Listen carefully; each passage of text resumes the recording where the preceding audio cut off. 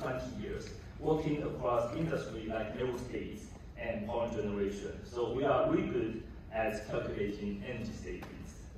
Our operations are all based in Taiwan, where we design, test, and manufacture everything under one roof. So we do pretty much everything in-house. That gives us full control over the quality and the flexibility in development and innovation. So that's the reason we're here. We develop the turbine into different kinds of products, and now we think that free cooling is one of the major fields that we can dig in, and which really has a lot of advantage for that. So let's talk about air-based cooling system with turbo blowers. When it comes to the topic, the key is that the heat needs to be captured and transferred directly. Directly is very important. So usually with some form of pressure or resistance. So now the system we offer is not a one-size-fits-all approach. Instead, we tailor it based on specific application in the environment, which makes sense. Before, as you may see, in the typical free cooling setup, we noticed that the heat coming out from the rack, the surface rack, has already been partially cooled down by the air in the room. So the heat from the rack is cooled down from the other heat in the room. So that makes the heat reuse efficiency lower. So, but if we can capture that hot air inside the rack, then we can use that heat much more efficiently. So that's how we do. First, the turbo blowers deliver a large airflow of cold air from outdoors. And because the ASP is high and also the pressure is high, so it's not affected much by the pressure loss in the air pipe, even longer distance. So which means you can install the turbo blower far away from the rack room or from the data center. You don't need a lot of space inside. We know that it's kind of, you don't really have space in the room. So that's one of the things that you can do outside the room. And so the third one is that the air first cool down the equipment between the rows of server, which we call in-row cooling. And then it passes through the rear of the rack. So it's kind of, this is the first, so this is the first one, which is in-row cooling. And later they have rear door cooling, like this one. So this is the both we are doing for the cooling. And then the noise level is really low. Later we'll have a video to show you how we design that. And so it means you can have worker or employees working around the turbo blowers and also the whole system. And it can also adjust the rotating speed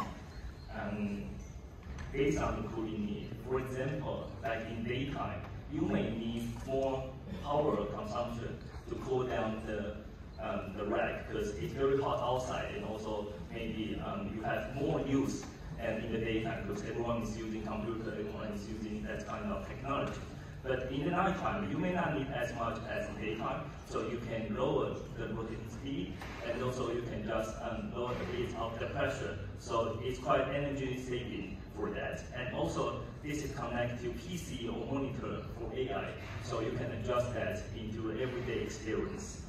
And I think that the most important setup and the most important advantage of this is that this whole system doesn't require chilled water or any liquid water system.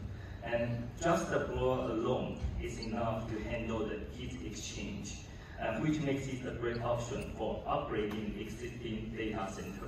So if you have already an existing data center, you just need some turbo blowers and do a little bit of piping. And also because the pressure is low, so the pipe is, you can do it very small. Instead of, if you are using fan, you need to dig a big hole on the wall for bigger air pipes for that. So later, we'll, in order to visualize the system, we'll have a video to take a look.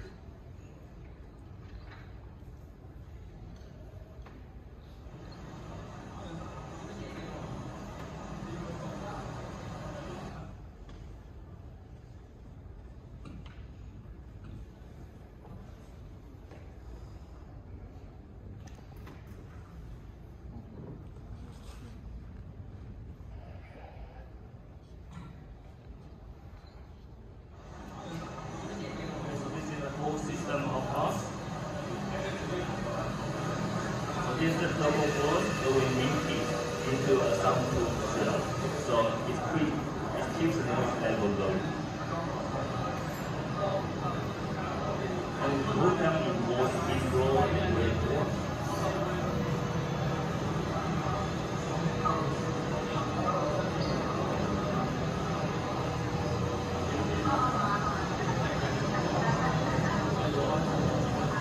So the air is brought upward because heat waste, and this helps carry the hot air out efficiently. And then the hot air is then blown directly to the rack to the downstream area where it can be reused.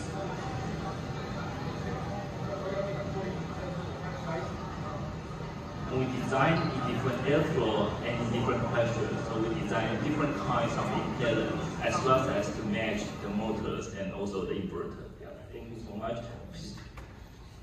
And I think after looking at this one, you may know that the advantage of us is heat concentration.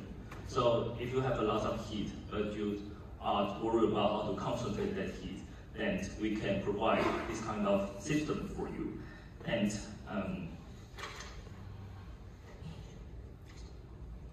so next, the question is, how can we turn this waste heat into something useful?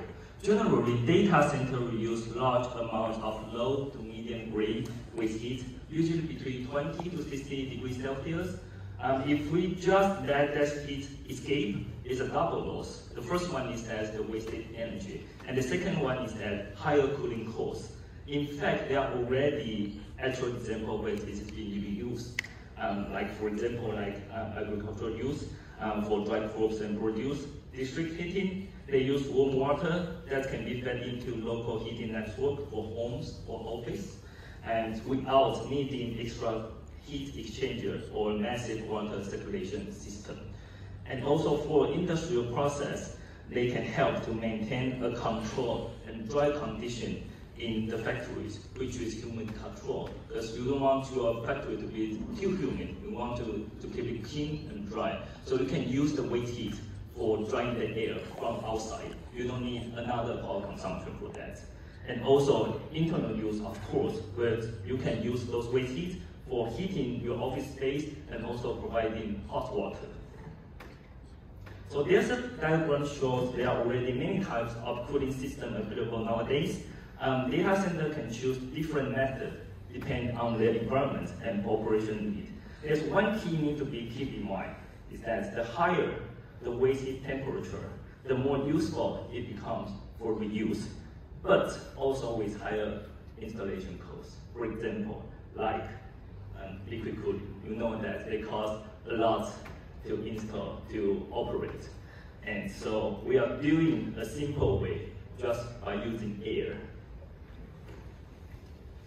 So we zoom in the diagram a bit. Here's the system structure commonly seen in today's data center. And the part we are focused on where we can really make a difference is the red one, which is waste heat. Most solutions take room heat from the room using fans, which is the efficiency is really low. It works, but the air has already lost a lot of heat. So there's not much usable energy left. What we do is that we supply a large airflow of cool outdoor air to the rack, directly to the rack, and then remove the hot air directly from the rack as well.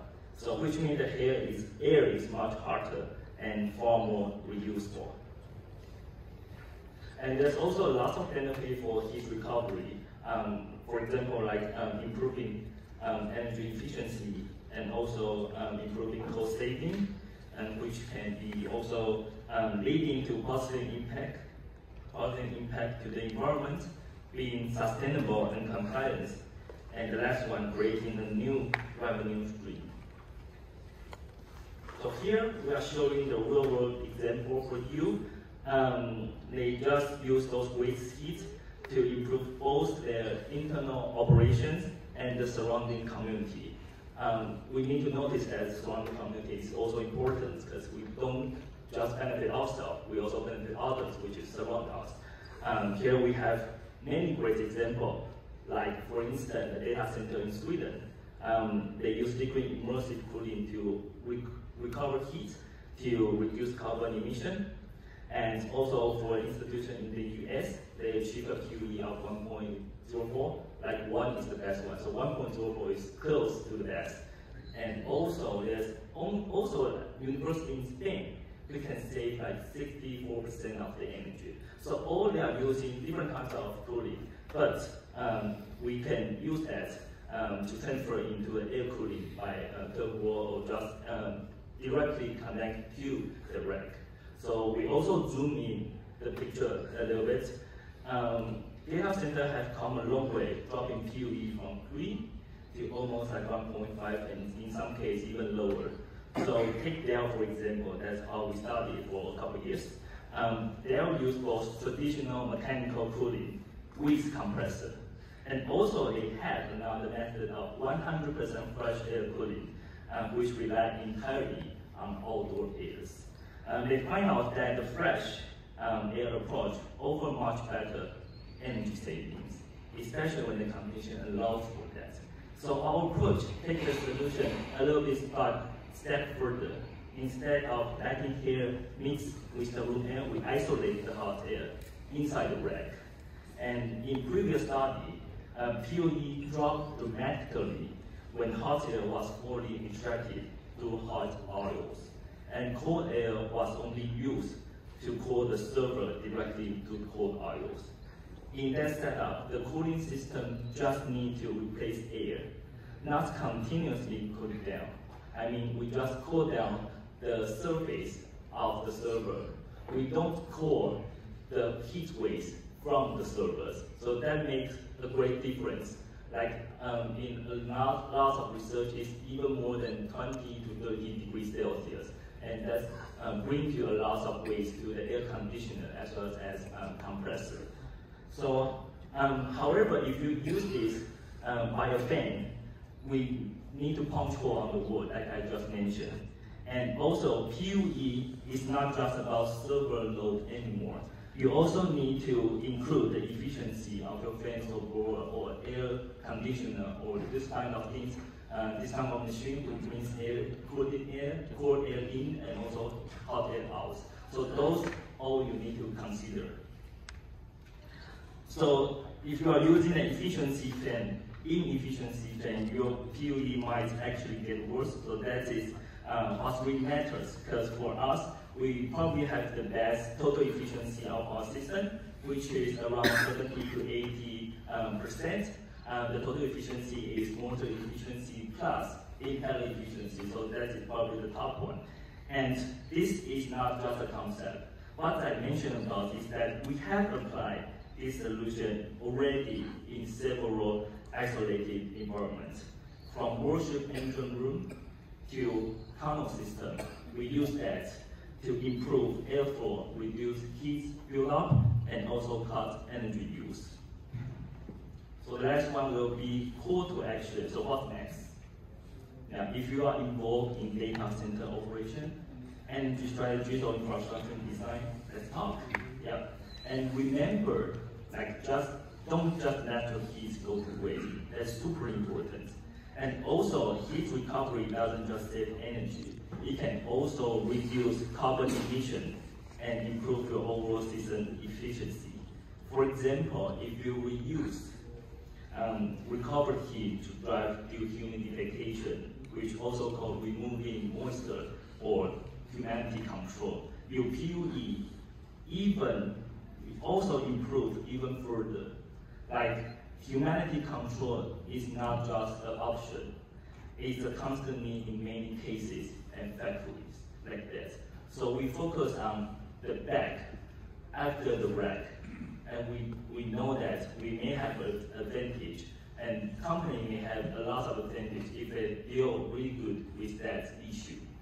So another call to action is that our system also fully supported with PC monitor and control, which you can connect to AIO software to optimize performance in real time, which I just mentioned about maybe you use less in nighttime, you use more in daytime, and the machine can just react by themselves.